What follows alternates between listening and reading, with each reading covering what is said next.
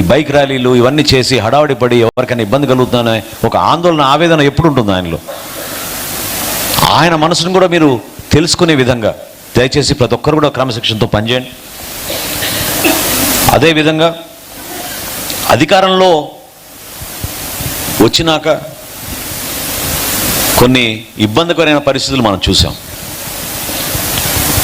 రాష్ట్రంలో ఎక్కడ కూడా నిధులు సేకరించాలన్నా, కార్యక్రమాలు చేయాలన్నా కూడా చాలా ఇబ్బందికరమైన పరిస్థితులు చూస్తున్నాం. నిన్న బడ్జెట్ సందర్భంలో మేము అందరం కూర్చుని మాట్లాడుకున్నప్పుడు లెజిస్లేచర్ పార్టీలో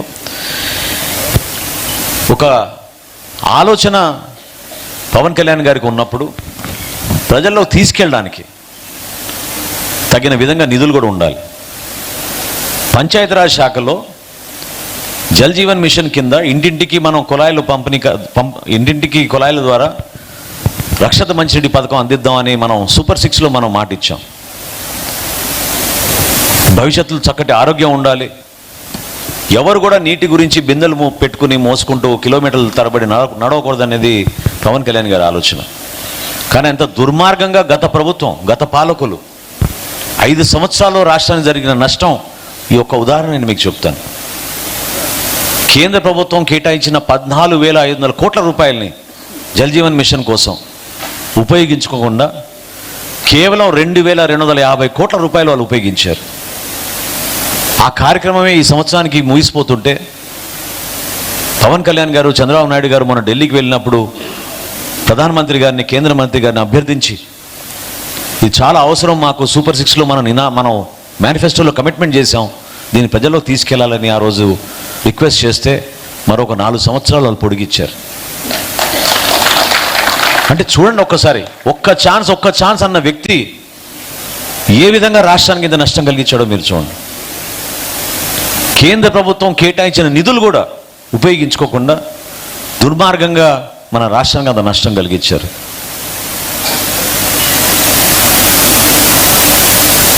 పెద్దలు బుద్ధప్రసాద్ గారు గుర్తు చేశారు ఇందాక, రైతులకి ఏ విధంగా మన కూటమి ప్రభుత్వం అండగా నిలబడింది అనేది. నిజంగా చెప్తున్నాను, నాకే ఒక్కొక్కసారి ఒక కార్యక్రమం చేసినప్పుడు చాలా తృప్తినిస్తుంది. ఎందుకంటే కష్టపడేది రైతే రాజు మన రాష్ట్రంలో. ఈ రోజుకి కూడా 70% వ్యవసాయ రంగం పైన ఆధారపడి ఉంటారు. అటువంటి రైతుని మోసం చేసి అవమానపరిచి ప్రభుత్వంకి రైతులు అమ్మిన ధాన్యాన్ని డబ్బు కూడా కట్టకుండా వీళ్ళు పారిపోయారు. మన ప్రభుత్వం వచ్చిన తర్వాత 1,674 కోట్ల రూపాయలు నెల రోజుల్లోనే మనం రైతులకి కష్టపడి తీసుకెళ్ళి అందించాం. పవన్ కళ్యాణ్ గారు, చంద్రబాబు నాయుడు గారు ఆ రోజు ఎంతో మనకి దానికి సహకరించారు. ఖరీఫ్ మాసంలో మీ జిల్లాలో కూడా చూసుంటారు, కోనసీమ నుంచి కానివ్వండి, ఈస్ట్ గోదావరి నుంచి కానివ్వండి, కాకినాడ జిల్లా నుంచి కానివ్వండి, ఎవరైనా రైతు వచ్చి మనకి ధాన్యం అమ్మితే 24 గంటల్లోనే 7,670 కోట్ల రూపాయలు మనం ఈరోజు ఆంధ్రప్రదేశ్లో ధాన్యం కొనుగోలు చేసాం ఖరీఫ్ మాసంలో. గతంలో ఎప్పుడైనా జరిగినటువంటి కార్యక్రమం చెప్పండి. టూరిజం సెక్టార్లో ఏదన్నా సోదరుడు దుర్గేష్ ఏ విధంగా ఆ ఇండస్ట్రీని ముందు తీసుకెళ్లే విధంగా, ఒక గుర్తింపు వచ్చే విధంగా కష్టపడుతున్నారో మీ అందరు చూశారు. ఎందుకంటే మనకు అద్భుతమైన తీర ప్రాంతం ఉంది. సర్వీస్ సెక్టార్లో ఉద్యోగ అవకాశాలు ఎక్కువ వస్తాయి, పెట్టుబడులు వస్తాయి టూరిజం ఇండస్ట్రీలో. దానికి ఒక అంకిత భావంతో మన ముద్ర పడే విధంగా, ఏ విధంగా కష్టపడి పనిచేస్తున్నామో ప్రజలకి ఇంకా మనం మెరుగైన సేవలు అందించే విధంగా మనం ముందుకెళ్తున్నాం. గౌరవ శాసనసభ్యులు వాళ్ళు లేవనెత్తిన ప్రశ్నలు మీరు శాసనసభలో చూస్తే పర్యావరణం గురించి, ప్రజా సమస్యల గురించి, మీ ఆరోగ్యం గురించి, అభివృద్ధి గురించి, సంక్షేమం గురించి, మహిళా భద్రత గురించి, చిన్నపిల్లల భవిష్యత్తు గురించి, ఈ అంశాలపైన మేము శాసనసభలో మీ తరఫున మేము మాట్లాడుతూ ఉంటాం, నిలబడతాం. దానికోసం మీరు మాకు ఈ బాధ్యత అప్పచెప్పారు. ఈరోజు ఒక ఎమ్మెల్సీగా వ్యవహరిస్తున్న వ్యక్తి ఏ విధంగా మాట్లాడాడో మీరు అందరూ చూశారు. ఒక ఆయన ఆల్రెడీ జైలుకి వెళ్ళి లబోదిబో అంటున్నాడు. ఈయనది కూడా అదే లిస్టులో ఉంటుంది, ఖచ్చితంగా ఉండాలి కూడా. నోరు దొరికింది కదా అని ఇష్టం వచ్చినట్టు మాట్లాడితే రాజకీయాల్లో దేనికోసం మీరు నాయకులు అవుతారు చెప్పండి? ప్రజలకి ఒక అంకిత భావంతో మనం చేస్తున్న ఈ ప్రయాణంలో రాజకీయంగా విమర్శలు చేసుకోవచ్చు, తప్పులేదు, ఓట్ల కోసం.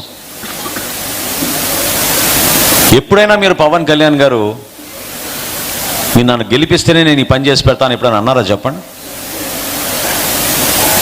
ఒక పేదవాడు ఇబ్బంది పడుతుంటే స్పందించకుండా పక్కకి వెళ్ళిపోయారా చెప్పండి? ఎన్ని సందర్భాల్లో సొంత డబ్బులు ఇచ్చి దివ్యాంగులను, మహిళలను, చిన్న చిన్న వ్యాపారస్తులకో వాళ్ళు పడుతున్న ఇబ్బందులు చూసి ఆయన నిలబడిన సందర్భాలు ఒకసారి మీరు గుర్తు తెచ్చుకోండి. అంత నిస్వార్థంగా పనిచేసే నాయకుడిని ఈరోజు టీవీల ముందు నిలబడి ఏదో 4 మాటలు అనేస్తే హీరోలు అయిపోతారు అనుకుంటే హీరోలు కాదు, మీరు ఖచ్చితంగా జీరోలే అవుతారు. జీరోలు అయ్యి మీరు ఎక్కడుంటారో మీ అందరు తెలుసు. ఖచ్చితంగా వీళ్ళ గురించి మనం మాట్లాడాలి. ఎందుకంటే ఈ రోజుకి వదిలేస్తున్నా కూడా ఇది సహజమేలే అని మామూలేలే అనుకుంటున్నారు. ప్రభుత్వం మారినాక కూడా ఇంత ధైర్యంగా వాళ్ళు మాట్లాడుతున్నారంటే నిలబడాల్సింది మన జన సైనికులు, మన వీర మహిళలు. చట్టపరంగా వాళ్ళపైన చర్యలు తీసుకుందాం.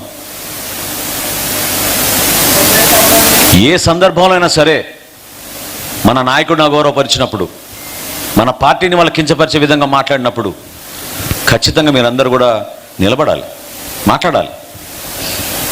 ఈ అంశాల గురించి జాగ్రత్తగా మాట్లాడాలి. పవన్ కళ్యాణ్ గారు మీ అందరిని కూడా, మాకు కూడా చెప్పేది ప్రతి సందర్భంలో ఏంటంటే ఎందుకు రియాక్ట్ అవ్వద్దు, అవ్వండి రియాక్ట్, కానీ మాట్లాడే భాష, తీరు, ప్రవర్తన ఖచ్చితంగా ప్రజలు మెచ్చుకునే విధంగా ఉండాలి. అంతేగాని మనం కూడా వాళ్ళలాగా మాట్లాడకూడదు. తెలుగు భాష పరిరక్షణ కోసం ఏ విధంగా మనం పోరాటం చేసామో మీరు చూశారు. ఆ రోజు తెలుగు భాషనే ఉండకూడదు అన్నాడు ఈ మహానుభావుడు పాఠశాలలో. రాజమండ్రిలో ఒక సభ నిర్వహించి, తిరుపతిలో ఒక సభ నిర్వహించి ఎంతోమంది పెద్దల్ని తెలుగు భాష గురించి తీసుకొచ్చి పవన్ కళ్యాణ్ గారు ఆ రోజు నడి నుడి అనే కార్యక్రమం ప్రకటించి మన భాషను మనం పరిరక్షించుకుందాం, తెలుగు భాషను ప్రజల్లోకి తీసుకెళ్దామని చెప్పి ఆ రోజు ఆయన చేసిన కార్యక్రమాన్ని మీరు గుర్తుపెట్టుకోండి. ఇక్కడ రాజమండ్రిలోనే మనం మొదలుపెట్టాం ఆ రోజు ఆ కార్యక్రమం. కోవిడ్ సందర్భంలో ఏ విధంగా మన జన సైనికులు ఇంటింటికి వెళ్ళి కూరగాయలు, డబ్బులు ఇచ్చి కుటుంబాలను ఆదుకున్నారో మీరు చూశారు. చనిపోయిన వ్యక్తుల్ని ఆ కార్యక్రమాలు చేయడానికి ఎవరు ముందు రాకపోతే అనేక జిల్లాలో నిలబడింది మన జన సైనికులు. నిస్వార్థంగా తీసుకెళ్లి ఆ కార్యక్రమాలు చేశారు వాళ్ళ కుటుంబం తరఫున. క్రియాశీలక సభ్యత్వం. తెలంగాణ నుంచి మన సోదరులు ఉన్నారు, ఇందాక శంకర్ గౌడ్ గారు మారుతూ ఉన్నారు. 2014లో స్థాపించిన తర్వాత క్రియాశీలక సభ్యత్వం చేయడానికి ఎంత ఇబ్బందికరమైన పరిస్థితులు ఉన్నాయో మీరు అందరూ చూశారు. 60,000తో మొదలుపెట్టాం మనం. 60,000తో మొదలుపెట్టిన సభ్యత్వం ఈరోజు ఇంత అద్భుతంగా 12,42,000 మందికి మనం రాష్ట్ర వ్యాప్తంగా తీసుకురాగలిగాం. ఏ రాజకీయ పార్టీకి లేదు సుమా. 500 రూపాయలు వెచ్చించి ఒక ఫోన్ యాప్లో పారదర్శకంగా వాళ్ళ ఆధార్ నంబర్లు, వాళ్ళ ఇంటి అడ్రస్లు, సెల్ ఫోన్ నంబర్లు అన్నీ ఎంటర్ చేసి ఇన్సూరెన్స్ కంపెనీతో మనం టైఅప్ చేసుకుని ఎక్కడైనా ప్రమాదం జరిగితే మనం వాళ్ళందరికీ కూడా తీసుకెళ్ళి నిధులు ఇచ్చే పరిస్థితి ఏ రాజకీయ పార్టీ చేయలేదు. మనం ఇప్పుడు అధికారంలో లేవు. ఇప్పుడు అధికారంలో ఉన్న చాలా పార్టీలు ఇప్పుడు ముందుకు వచ్చి మనం చేసిన కార్యక్రమాన్ని ముందుకు తీసుకెళ్తున్నారు. గతంలో ఎప్పుడు లేదు ఇటువంటి కార్యక్రమాలు. పార్టీ ఆవిర్భావించినప్పటికీ కూడా ఈ రోజు వరకు ఏ కార్యక్రమం చేసినా కూడా నేను చాలా మనస్ఫూర్తిగా చెప్తున్నాను, అది మీ అందరి కోసమే, మీ ద్వారా మన ప్రజల కోసమే, మన రాష్ట్ర భవిష్యత్తు కోసమే. ఇందులో స్వార్థం ఏమాత్రం లేదు. మన నాయకత్వం ఎప్పుడు కూడా ప్రజల కోసం నిలబడాలి, సమాజం కోసం నిలబడాలనే మాట తప్ప వేరే ఆలోచన లేదు.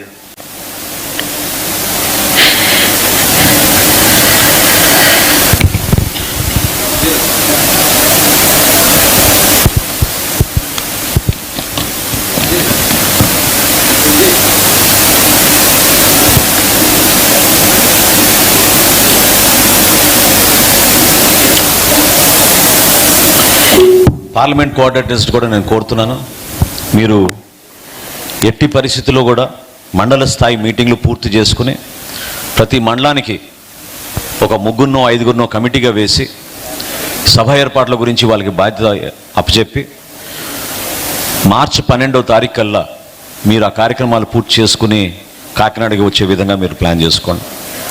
వివిధ కమిటీల చైర్మన్లు కూడా నేను రిక్వెస్ట్ చేస్తున్నాను, మీరు మీ కమిటీలు కూడా దయచేసి ఇక్కడ 7వ తారీఖు నుంచి కేంద్ర కార్యాలయం నుంచి మేము అందరం కూడా ఇక్కడే ఉంటాం 24 hours. సో ఆ సందర్భంలో కూడా మీరు కూడా మీకు ఇచ్చిన బాధ్యతని పూర్తి చేసుకుని మీ సబ్ కమిటీలు ఏర్పాటు చేసుకుని మీరందరూ కూడా ప్రతిరోజు మనం ఇక్కడే మనం కలిసి మాట్లాడుకుని ఏ విధంగా కొన్ని కార్యక్రమాలు జరుగుతున్నాయో, డెవలప్మెంట్స్ ఏమైనా ఉన్నాయా, ఏమైనా చిన్న చిన్న అరేంజ్మెంట్స్ చేయాలా ఏంటనే దానిపైన మనం అందరం కూడా లోతుగా సమీక్షించుకోవాలి. ఇక్కడ ఒక కంట్రోల్ రూమ్ ఏర్పాటు చేయబోతున్నాం. ప్రతిరోజు మనం ప్రెస్ మీట్ ఏర్పాటు చేస్తాం. ప్రెస్ మీట్లో మన అనేక అంశాల గురించి ప్రస్తావిస్తాం. మన భవిష్యత్తులో మనం నడుచుకోబోయే బాట గురించి కొన్ని ప్రధానమైన అంశాలు ఏవైతే మన పార్టీ అధ్యక్షులు పవన్ కళ్యాణ్ గారు చెప్పారో అవి ప్రజల్లో తీసుకెళ్లాల్సిన సందర్భం ఇది. వాటి గురించి కూడా మనం మాట్లాడుకోవాల్సిన అవసరం తప్పకుండా ఉంది. మనకున్న బాధ్యతని మనందరం కూడా దయచేసి ప్రజల కోసం తీసుకెళ్దాం.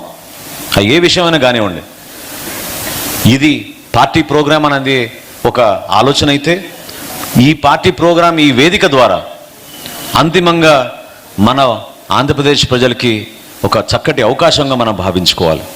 ప్రతి ఒక్కరిని పార్టిసిపేట్ చేసే విధంగా మనం ముందుకెళ్దాం. అవసరమైతే మనం మన